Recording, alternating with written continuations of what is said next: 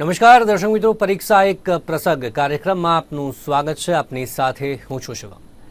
દર્શક મિત્રો, પરીક્ષા અત્યારે વાત કરીએ બોર્ડની પરીક્ષાઓ ધોરણ 10 અને ધોરણ 12 કારકિર્દી માટે, આપણા જીવન માટે એક કહી શકાય કે પ્રથમ પગથિયું હોય છે ધોરણ 10ની પરીક્ષા સૌથી પહેલાં, અને ત્યારબાદ ધોરણ 12ની પરીક્ષા.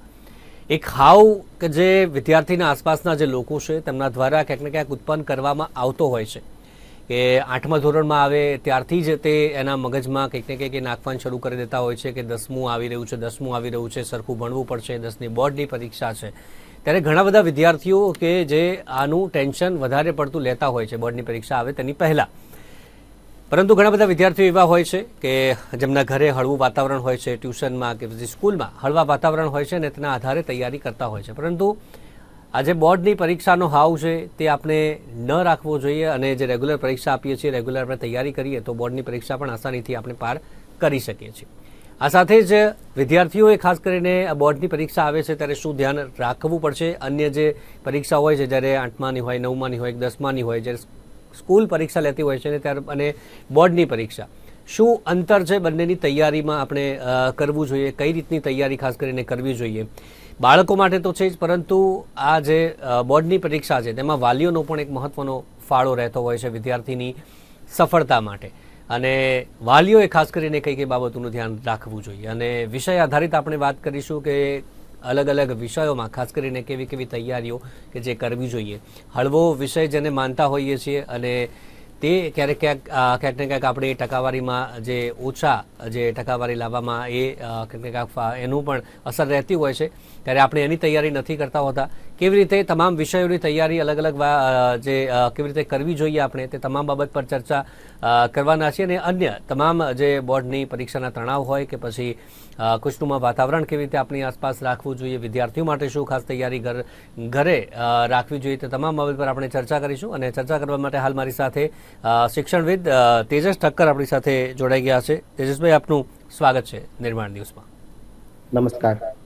સૌથી પહેલાં તો ધોરણ 10 અને ધોરણ 12 બંનેની બોર્ડની પરીક્ષાઓ હવે નજીક છે, ત્યારે તમામ વિદ્યાર્થીઓ માટે સૌથી પહેલાં તો આગળ તો વાત કરીશું, પરંતુ વિદ્યાર્થીઓ માટે આપ સૌથી પહેલાં બોર્ડની પરીક્ષા માટે આપના બે શબ્દો શું હશે? ચોક્કસથી સૌપ્રથમ તો એ વસ્તુ છે કે બોર્ડની પરીક્ષાને હવે ગણતરીના દિવસો જ બાકી છે.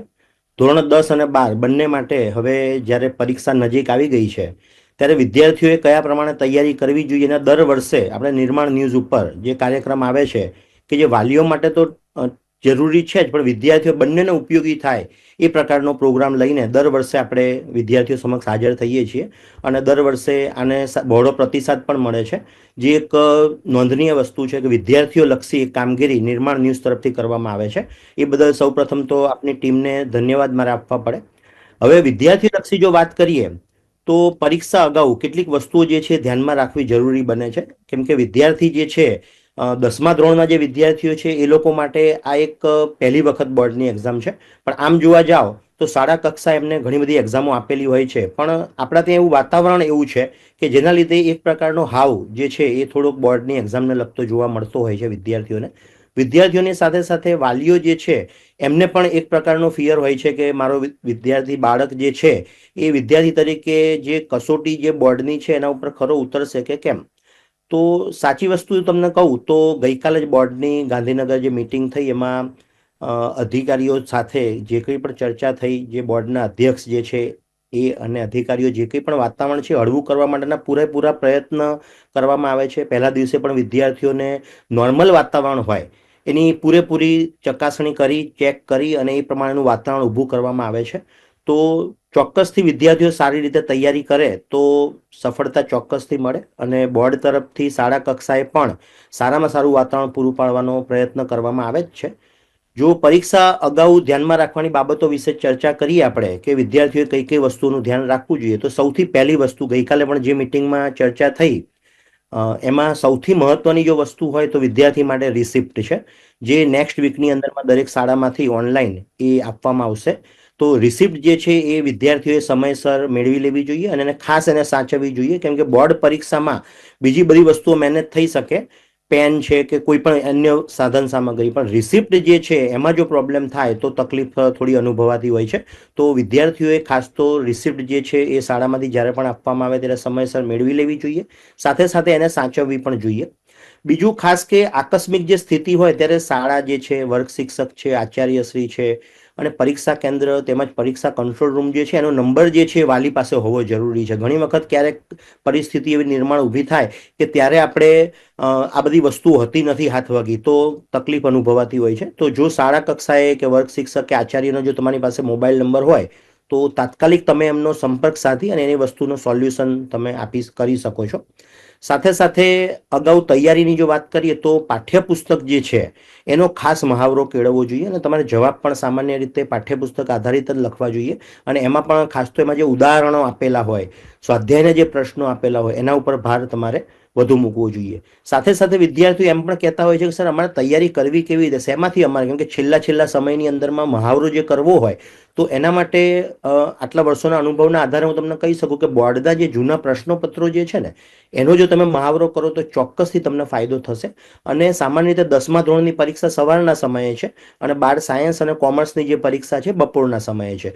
તો પરીક્ષાની સ્થિતિમાં જે સમયે તમે એક્ઝામ આપવાના છો, ધારો કે 10મા ધોરણની વાત કરીએ તો 10 થી 1નો સમય છે અને 12મા સાયન્સ અને કોમર્સની વાત કરીએ તો 3 થી 6નો સમય છે. તો એ જ સમય દરમિયાન પરીક્ષાનો જે સમય તમારો જે છે એ જ સમયે વિદ્યાર્થીએ પરીક્ષાની સ્થિતિમાં બેસી જવું જોઈએ અને પરીક્ષાના પેપર જે છે લખવાનો મહાવરો જે છે એ કેળવવો જોઈએ. એનાથી ચોક્કસથી તમને ફાયદો થશે. સાથે સાથે એની જે પેપર સ્ટાઇલ જે છે, ઘણા વિદ્યાર્થીઓને એ વસ્તુનો અંદાજ નથી આવતો કે પેપર જે છે એની ચોક્કસ માળખું હોય છે. એ જો માળખાને જો અનુરૂપ તમે કામ કરશો તો ચોક્કસથી તમને ફાયદો થશે, રિઝલ્ટ તમારું 100% સુધરશે. તો એ પેપર સ્ટાઇલ જે છે એને તમારે ધ્યાનમાં લેવી જોઈએ. પ્રકરણ પ્રમાણેનો દરેકનો ગુણભાર આપેલો છે બોર્ડ તરફથી, એના આધારે તૈયારી તમારે કરવી જોઈએ. બીજું, હકારાત્મક અભિગમ એ ખાસ જરૂરી છે. આત્મવિશ્વાસ પણ હોવો જોઈએ. ઘણી વખત આ વસ્તુનો પણ અભાવ જોવા મળતો હોય છે કે હકારાત્મક અભિગમ જે છે વિદ્યાર્થીઓ કે કેવું પેપર આવશે, અઘરું પેપર આવશે, લાંબુ પેપર હશે, ટફ હશે, બીજા વિદ્યાર્થીઓ લખી શકશે એની જગ્યાએ હું કરી શકીશ કે કેમ, આવા પણ ઘણા બધા વિદ્યાર્થીઓને લેવલે પ્રશ્નો ઉદ્ભવતા હોય છે. પણ તમારે તમારું જે કર્મ જે છે, જે તમારી તૈયારી જે છે એ તમારે કરવાની ચાલુ કરી દેવી જોઈએ. અને ખાસ તો ખોટા ઉજાગરા બિલકુલ ના કરવા જોઈએ ને ભોજન અને ઊંઘમાં નિયમિતતા, આ બે વસ્તુ પણ હું ચોક્કસથી ભાર મૂકું કે આ વસ્તુ તમારે ખાસ અનુરૂપ જોઈએ. જે ચોક્કસથી પરીક્ષા આપવા માટે તૈયારી તો ખૂબ જ જરૂરી છે, પરંતુ તેની સાથે કોઈ પણ વિદ્યાર્થી બીમાર ન પડે તે પણ મહત્વનું બની રહેતું હોય છે. ત્યારે આટલા ઓછા દિવસો જ્યારે બાકી રહ્યા છે ત્યારે તમામ વિદ્યાર્થીઓને આપ શું કહેશો, બીમાર ન પડે તેના માટે વિદ્યાર્થીઓ પોતે અને વાલીઓ તે શું ધ્યાન રાખે? યસ, આ ખૂબ જ મહત્વની વસ્તુ છે. તમારી તૈયારી આખા વર્ષ દરમિયાન તમે કરી હોય પણ જો છેલ્લા સમયે કોઈ પણ પ્રકારની મુશ્કેલીનો સામનો આપણે કરવો પડે તો એ આખું મૂડ જે આપણો હોય છે એ તકલીફમાં મુકાઈ જતું હોય છે. આપણે તો વિદ્યાર્થી કક્ષાએ પણ હોય ને સાથે સાથે વાલીઓ જે છે એમને પણ થોડો પ્રોબ્લેમ થઈ જતો હોય છે કે ભાઈ આ પરિસ્થિતિમાં શું કરવું એમ. તો ખાસ ધ્યાન રાખવું જોઈએ કે તમે આખા વર્ષ દરમિયાન મહેનત કરી જ છે તો ખોટા ઉજાગરા અત્યારે કરવાનો મતલબ નથી. જે કંઈ પણ તમે તૈયારી કરી છે એમાં તમે રિવિઝન કરો, એનો પૂરતો મહાવરો કેળવો, પરીક્ષાના સમયમાં તમે એ પરીક્ષા તમે આપો. ભોજન જે છે તમારું એ જંક ફૂડ, ઘણી વખત વિદ્યાર્થીઓને આજે પિઝા બર્ગરનો જમાનો છે તો વિદ્યાર્થી લેવલે પણ એવું થતું હોય છે કે જંક ફૂડ ખાય છે, સાત્વિક કે હળવો ખોરાક નથી લેતા. પણ આ સમય છે કે જે સાચવવાનો સમય છે. જો બીમાર પડીશું તો બોર્ડની જે પરીક્ષા છે એના ઉપર અસર પડશે. તો ખાસ તમારે ખોટા બિલકુલ ઉજાગરા ન કરવા જોઈએ. ભોજન અને ઊંઘમાં તમારે ચોક્કસથી નિયમિતતા રાખવી જોઈએ. ખાસ તો જંક ફૂડ ખાવાનું જોઈએ અત્યારે બંધ કરી દેવું જોઈએ ટેમ્પરરી બેઝ ઉપર. સાત્વિક આહાર લેવો જોઈએ. સ્વાસ્થ્ય સારું રહે એના માટે ચોક્કસથી તમારે કાળજી લેવી જોઈએ. અને આમાં વિદ્યાર્થી લેવલે અને સાથે સાથે વાલી જે છે એ પણ ચોક્કસથી ધ્યાન આપી શકે. સાથે મેક્સિમમ પાણી પીવાનું તમે રાખી શકો. અત્યારના સમયે પરીક્ષા દરમિયાન પણ તમે જ્યારે જાઓ છો તો તમે પાણીની બોટલની જગ્યાએ જો ઈચ્છો તો લીંબુ શરબત પણ તમે લઈ જઈ શકો છો. ગ્લુકોઝનું પાણી જે છે એ પણ તમે લઈ જઈ શકો છો. અને ખાસ તો વાહન ચલાવવામાં પણ ખાસ ધ્યાન રાખવું જોઈએ કે ઘણી વખત એવું આપણે દર વર્ષે અનુભવતા હોઈએ છીએ કે અમુક વિદ્યાર્થીઓને વાહન ચલાવવામાં કે એની અંદરમાં તકલીફ થવાના કારણે પણ તો બિનજરૂરી કોઈ વાહન ના ચલાવવું જોઈએ. જરૂર પૂરતું જ એનો ઉપયોગ કરવો જોઈએ. આ સમય સાચવી લેવો જોઈએ ખાસ તો. આ સાથે જ પરીક્ષા હવે નજીક જ છે, થોડાક દિવસોની વાર છે, ત્યારે આગલા દિવસે અને ખાસ કરીને તેની પહેલાના થોડા ઘણા દિવસોમાં કેવી તૈયારીઓ ખાસ વિદ્યાર્થી દ્વારા કરવી જોઈએ, કઈ કઈ બાબતોનું ધ્યાન રાખવું જોઈએ? યસ, ખૂબ જ મહત્વનો પ્રશ્ન સર તમે પૂછ્યો છે કે પરીક્ષાના આગલા દિવસે શું તમારે કરવું જોઈએ. તો સૌથી પહેલી વસ્તુ એ કે ગઈકાલે મીટિંગ થઈ એ પ્રમાણે કે તમને બોર્ડ દ્વારા પરીક્ષા કેન્દ્ર જોવા માટે આગલા દિવસે તમે મુલાકાત તમે લઈ શકો છો. જો તમે પરીક્ષાનું કેન્દ્ર કે જ્યાં તમારો નંબર આવ્યો છે બોર્ડનો એ જો જોયું ન હોય તો આગલા દિવસે તમારે અવશ્ય ચોક્કસથી મુલાકાત લેવી જોઈએ કે સેન્ટર કઈ જગ્યાએ છે, કેટલું દૂર છે, એનું અંતર કેટલું છે, તમને જવામાં કેટલો સમય લાગી શકે એમ છે. અને જો તમારું જોયેલું જ હોય, ઘણી વખત એવું થતું હોય કે જે શાળામાં તમે છો એ જ શાળામાં તમારો નંબર આવ્યો હોય છે. આવું પણ ઘણી સ્કૂલોની અંદરમાં ઘણા વિદ્યાર્થીઓને થતું હોય છે. તો જો તમારી જોયેલી જ સ્કૂલ છે, તમે ઓલરેડી તમને એનો અંદાજ છે કે કેટલા સમયમાં તમે ત્યાં પહોંચી શકો છો, તો જરૂર વિના તમારે જો જરૂરી નથી તો પરીક્ષા કેન્દ્રએ જવાની જરૂર નથી. પણ જો જોયેલું ના હોય તો ચોક્કસથી તમારે અવશ્ય એની મુલાકાત લેવી જોઈએ. બીજી વસ્તુ એ છે કે પરીક્ષામાં લઈ જવા માટેની જે કંઈ પણ વસ્તુઓની જરૂર પડે છે, જેમ કે રિસિપ્ટ છે, પેન છે, એ બધી વસ્તુઓ અગાઉથી જ તમારે નક્કી કરેલી જગ્યા ઉપર રાખવી જોઈએ સાચવીને, કે બીજે જ્યારે આપણે જવાનું છે એક્ઝામ આપવા માટે ત્યારે કોઈ તકલીફનો સામનો આપણે ના કરવો પડે. સાથે સાથે પરીક્ષાના આગલા દિવસે તમે જુઓ ને તો ખોટી અફવાઓ કે નકલી પ્રશ્નપત્ર આ બધાની આવું બધું વાતાવરણ થોડું સર્જાતું હોય છે. અમુક વખત વોટ્સએપના જમાનામાં આપણે જીવી રહ્યા છીએ, તો ખોટી આ બધી અફવાઓ ઉપર ક્યારે પણ ના તમારે આવવું જોઈએ. નકલી પ્રશ્નપત્રો જુદા જુદા ફરતા હોય છે આ સમય દરમિયાન, તો પેપર ફૂટી જશે કે પેપર અઘરું હશે, પેપર લાંબુ હશે, આવી બધી વિદ્યાર્થીઓને આવા જુદા જુદા મેસેજોને બધું થતું હોય, તો એ તમારે બિલકુલ આમાં ફસાયા વિના તમારે પરીક્ષા લક્ષિત તૈયારી જે છે એ કરવું જોઈએ, એની ઉપર ધ્યાન આપવું જોઈએ. સાથે સાથે પરીક્ષાના આગલા દિવસે નવું શીખવાનું ટાળો. ઘણા વિદ્યાર્થીઓને આવડતું ના હોય ને તો એમ કે ભાઈ આ ટોપિક નથી મેં તૈયારી કર્યો તો એ હું શીખી લઉં. પણ એની જગ્યાએ તમારે જે કર્યું છે, જે કંઈ પણ એક્ઝામ માટેની તમે તૈયારી આખા વર્ષ દરમિયાન કરી છે એના ઉપર તમારે ભાર આપવો જોઈએ, ના કે પરીક્ષાના આગલા દિવસે નવું તમારે શીખવું જોઈએ. હવે પરીક્ષા આપવા જતી વખતે શું ધ્યાન રાખવું જોઈએ, જે સૌથી મહત્વનો આપણે પ્રશ્ન પૂછ્યો છે, તો એ બાબતે થોડું હું તમને માર્ગદર્શન આપું. સાથે સાથે વાલીઓ અને વિદ્યાર્થી મિત્રોને પણ એ ઉપયોગી થશે.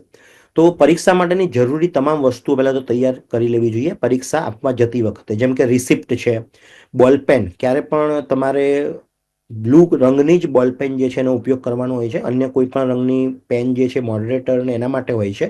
તો બ્લુ કલરની પેન સિવાય બીજો કોઈ પણ પેનનો તમારે ઉપયોગ કરવાનો રહેતો નથી. અને એ પણ બોલપેનનો ક્યારે પણ તમારે ઇંક જે સ્પ્રેડ થાય એ પ્રમાણેની કોઈ પણ પેનનો ઉપયોગ નથી કરવાનો હતો. સાથે પેન્સિલ, રબર, સંચો, ફૂટપટ્ટી, સ્ટેપલર છે જોઈન્ટ કરવા માટે, કાંડા ઘડિયાળ ખાસ લઈ જવી જોઈએ. અને પારદર્શક પાઉચ જે છે એ પાણીની બોટલ છે, પારદર્શક પેડ છે, આ બધું તમે લઈ જઈ શકો છો. સાથે સાથે ખાસ ધ્યાન રાખજો, ગઈકાલે જે બોર્ડમાંથી જે સૂચના આપવામાં આવી છે એમાં પ્રમાણે ધોરણ 10ની અંદરમાં કેલ્ક્યુલેટર એલાઉડ નથી. ફક્ત ધોરણ 12 સાયન્સ અને 12 કોમર્સના વિદ્યાર્થીઓ માટે જ, અને એ પણ સાદું કેલ્ક્યુલેટર. સાયન્ટિફિક કેલ્ક્યુલેટર જે છે એ એમને લઈ જવાનું બિલકુલ નથી. સાથે સાથે વસ્તુઓ રાખવા માટે તમે પારદર્શક એવું પાઉચ લઈ જઈ શકો છો. લખવા માટેનું પેડ એ પણ તમે ટ્રાન્સપરન્ટ લઈ જઈ શકો છો. પાણી, લીંબુ કે ગ્લુકોઝનું પાણી તમે ભરી અને પારદર્શક બોટલનો પણ તમે ઉપયોગ કરી શકો છો. સાથે સાથે ખાસ મહત્વનું છે કે પરીક્ષા કેન્દ્ર ઉપર જ્યારે તમે એક્ઝામ આપવા જાઓ છો ત્યારે પહેલો દિવસ જે જ્યારે હોય ને ત્યારે તમારે 30 મિનિટ પહેલા, એટલે અડધો કલાકથી પોણો કલાકની પહેલા તમારે પહોંચી જવું જોઈએ. કેમ કે પહેલો દિવસ છે, તમારે થોડું વાતાવરણથી કેટલું અંતર છે તમને ખ્યાલ ના હોય, તો એ પહેલા દિવસે તમારે 30 મિનિટ પહેલા અને ત્યારબાદના દિવસો જે કંઈ પણ છે 20-25 મિનિટ પહેલા તમારે પરીક્ષા કેન્દ્ર ઉપર ચોક્કસથી પહોંચી જવું જોઈએ. સાથે સાથે પરીક્ષા કેન્દ્રમાં કોઈ પણ પ્રકારનું સાહિત્ય ભૂલે ચૂકે પણ, ગઈકાલ જે મીટિંગ થઈ એ પ્રમાણે મોબાઈલ ફોન તો ખાસ એલાઉડ નથી. ઘણી વખત આવા બધા કિસ્સાઓ બોર્ડના ધ્યાનમાં આવતા હોય છે. ચોરીના કેસ ને એ બધા કોપી કેસ જે છે, આખું શિક્ષા કોષ્ટક બનાવ્યું છે બોર્ડ તરફથી. એ દરેક વિદ્યાર્થીઓને જોવા માટે દરેક પરીક્ષા કેન્દ્રની બહારના ભાગમાં લગાવવામાં આવેલું છે. કોઈ પણ પ્રકારના ગેજેટ્સ તમારા એમાં એલાઉડ નથી. મોબાઈલ ફોન, કિંમતી ચીજ વસ્તુઓ પણ ના લઈ જવી જોઈએ વિદ્યાર્થી મિત્રોએ. અને પરીક્ષા આપવા જતાં પહેલા અડધો કલાક પહેલા વાંચવાનું બંધ કરી દેવું જોઈએ. જે શિક્ષણવિદોનું કહેવું છે એ પ્રમાણે કે ભાઈ વાંચન જે છે એ ઘણા વિદ્યાર્થીઓ એવું જોવા મળે છે કે જ્યારે વાલી તરીકે કોઈ મૂકવા જતા હોય તો પણ વિદ્યાર્થીઓ એ વાંચતા જ હોય છે. પણ એવું ના કરવું જોઈએ. બને ત્યાં સુધી અડધો કલાક અગાઉ તમારે વાંચવાનું બંધ કરી દેવું જોઈએ. સાથે સાથે પરીક્ષા આપવા જાઓ ને ત્યારે તમે તમારા ઈષ્ટદેવ છે, માતા પિતા છે, એમને પગે લાગીને જવું જોઈએ.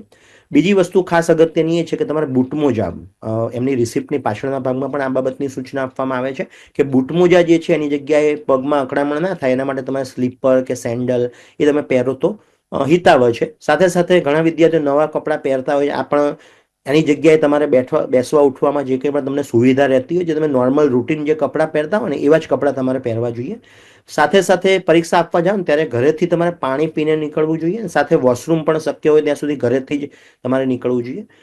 શક્ય હોય ત્યાં સુધી પરીક્ષા કેન્દ્રમાં આપવામાં આવતા હોય જે પાણી કે વોશરૂમ જે છે તમારો સમય બગડતો હોય છે, તો એ પણ શક્ય હોય ત્યાં સુધી ઘરેથી જ આ બધું કામ તમારે નીકળવું જોઈએ.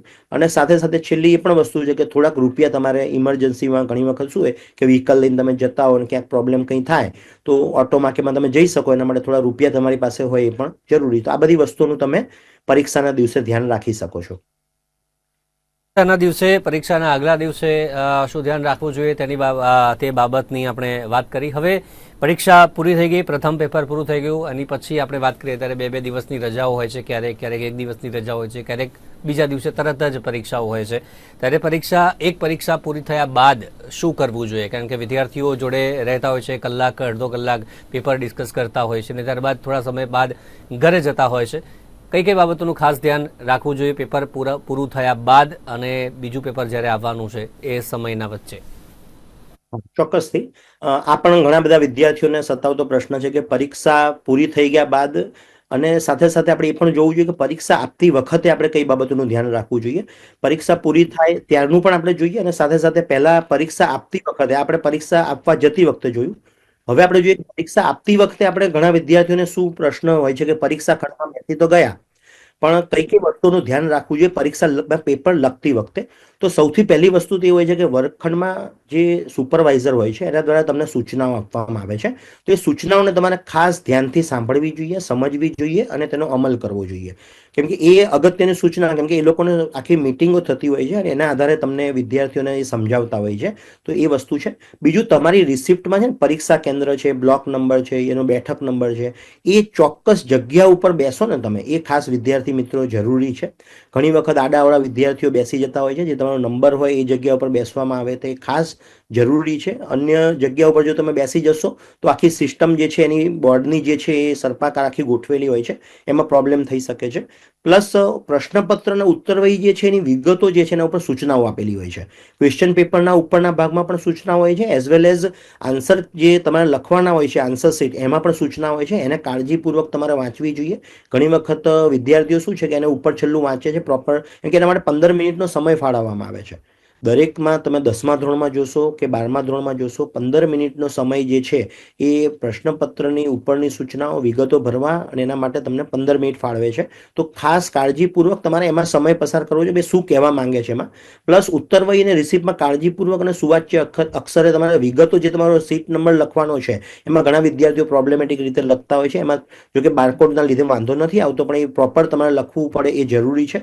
પ્લસ બારકોડ જે છે તમારો જ છે કે કેમ, 10મા ધોરણમાં સામાન્ય રીતે ખંડ નિરીક્ષક લગાવીને આપતા હોય છે, જ્યારે 12મા ધોરણમાં આપી દેવામાં આવતો હોય છે સામાન્ય રીતે. તો એ ખાસ ધ્યાન રાખવું જોઈએ કે તમારો જ બારકોડ જે છે એ તમારી આન્સર શીટ ઉપર લગાવવામાં આવ્યો છે કે કેમ, કેમ કે એમાં આપણો નંબર ને બધું હોય છે, તમારે ચેક કરવું જોઈએ. ખૂબ જ સાવચેતી આમાં લગાવવામાં રાખવી જોઈએ. ઉત્તરવહીમાં બેઠક નંબર છે, કેન્દ્ર નંબર છે, વિષય, એનો કોડ છે, તમારી સિગ્નેચર કરવાની હોય છે, એમાં પણ ખાસ તમારે તકેદારી રાખવી જોઈએ. ઉત્તરવહીને રિસિપ્ટની અંદરમાં છે ને, જે તમે સહી કરી છે રિસિપ્ટમાં એવી જ સહી તમારે ઉત્તરવહી આન્સર શીટની અંદરમાં કરવાની છે. સાથે સાથે રિસિપ્ટની અંદરમાં ઉત્તરવહીનો ક્રમાંક લખવાનો છે. માની લો કે પેપર તમારે પતી ગયું, પછી તમારે પેપર કદાચ ખોલાવવાનો પ્રશ્ન આવે કે તમારા ગુણભાર આવે ને તમને સંતોષ નથી, તો તમારે એ પેપર ખોલાવવાની પરિસ્થિતિની અંદરમાં તમારી રિસિપ્ટમાં એ આન્સર કીનો નંબર લખેલો હશે તો એ તમે ઓનલાઈન એની નંબર આપી અને તમે એને ખોલાવી શકો છો. તો એ તમારે રિસિપ્ટમાં પણ ઉત્તરવહીનો પ્રોપર નંબર લખવો જોઈએ. ખંડ નિરીક્ષકે પ્રોપર સહી કરી છે કે કેમ એ પણ તમારે ચોકસાઈ કરવી જોઈએ. સાથે સાથે પ્રશ્નપત્ર કે ઉત્તરપત્રની અંદરમાં ઉત્તરવહીમાં કોઈ પણ પ્રકારનું દેવી દેવતાનું નામ, ચિહ્ન કે તમારી ઓળખ છતી થાય ને એવું લખાણ કે નિશાની કરવાની સ્પષ્ટ મનાઈ હોય છે. રિસિપ્ટની પાછળના ભાગમાં પણ આ બાબતે સૂચના આપેલી હોય છે. ઘણા બધા વિદ્યાર્થીઓ આવું કરતા હોય છે. સામાન્ય રીતે સ્કૂલના પેપરમાં અમે જોતા હોઈએ કે આવું દેવી દેવતાનું નામ કે એવું લખતા હોય, પણ એ ક્યારે પણ બોર્ડની પરીક્ષામાં એ માન્ય નથી કરવામાં આવતું. એના પેપરને બ્લોક કરી દેવામાં આવે છે, એનું રિઝલ્ટ બહાર નથી પડતું. પેપર લખવા માટે ફક્ત ને ફક્ત બ્લુ પેન જે છે, બોલ પેન, એનો જ ઉપયોગ કરવો જોઈએ. અથવા તમે ડ્રોઈંગ જે ફિગર જે ડ્રો કરવાની હોય એમાં પેન્સિલ તમે છે એનો ઉપયોગ કરી શકો છો. સાથે સાથે કાંડા ઘડિયાળ જે છે તમારી, એ તમારે બને ત્યાં સુધી શક્ય હોય તો હાથમાં પહેરવાની જગ્યાએ એક્ઝામ વખતે તમારે સામેની સાઈડમાં રાખી દેવી જોઈએ, જેથી તમને પ્રોપર કેટલા સમયમાં પ્રશ્નપત્ર તમારું શરૂ થયું, પૂરું થયું, આ બધી વસ્તુ તમે ધ્યાન રાખી શકો છો.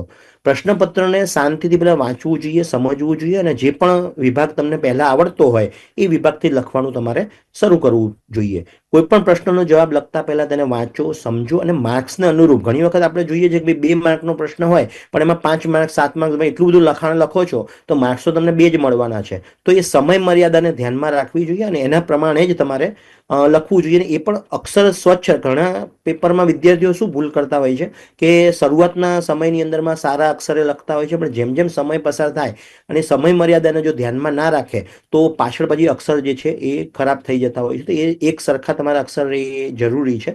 અને કોઈ પણ પ્રકારના ઉચ્ચાટ વિના કે શાંત ચિત્તે સમય મર્યાદા છે એને ધ્યાનમાં રાખીને તમારે પરીક્ષા આપવી જોઈએ. પણ એનો મતલબ એવો બી નથી થતો કે જવાબ લખવામાં પ્રેઝન્ટેશન તમારું સારું હોવું જોઈએ, પણ ઘણા વિદ્યાર્થીઓ એમ કે બિનજરૂરી શણગાર કરતા હોય કે જુદી જુદી પેન, પેન્સિલ કે ભાઈ ડ્રોઈંગ ને બધું કરતા હોય. એવું જરૂરી નથી. કોઈ પણ પ્રકારની ચેકચાક ના થાય, સ્વચ્છ રીતે તમારે લખવાનું છે. અને ઘણી વખત રફ વર્ક માટે પણ વિદ્યાર્થીઓને તો ક્યાં આવો પ્રશ્ન પણ ઘણી વખત પૂછતા હોય કે રફ વર્ક ક્યાં કરવાનું.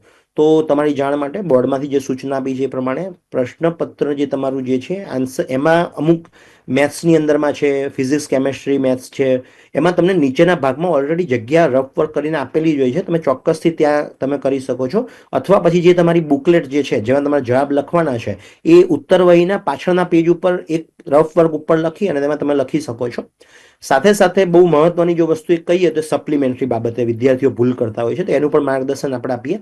તો સપ્લિમેન્ટરી જે છે ઘણા વખત તમારે જ્યારે પણ જરૂર પડે તો એને પ્રોપર દોરીથી તમારે બાંધવી જોઈએ, મજબૂત કે છૂટી ના પડી જાય. ઘણી વખત એવું ધ્યાનમાં આવતું હોય છે કે સપ્લિમેન્ટરી જે વિદ્યાર્થીની છૂટી પડી તો તમારે મજબૂત દોરાથી બાંધી દેવી જોઈએ, અથવા જો તમારી પાસે સ્ટેપલર તમે લઈ ગયા હો તો સ્ટેપલર તમારે મારવું જોઈએ. સાથે જ એનો સરવાળો ઉપરના ભાગમાં 1+0 કે 1+1 જેટલી પણ તમે સપ્લિમેન્ટરી લીધી હોય છે એ તમારે એનો સરવાળો મારવો જરૂરી છે, જેના ઉપરથી એમના ખ્યાલ આવે કે ભાઈ આટલી ટોટલ આની છે. પ્લસ કોરા પેજ જે હોય છે પાછળ ઘણી વખત એવું થતું કે ભાઈ 40 પેજનું ધારો કે આપ્યું, 30 પેજ, 28 પેજની તમને સપ્લિમેન્ટરી આપી છે મુખ્ય ઉત્તરવહી. તો માની લો કે તમારે 20 પેજ સુધી પત્યા તો પાછળના 8 પેજ કોરા રહ્યા, તો એમાં તમારે આડી લીટી મારવી દેવી જોઈએ.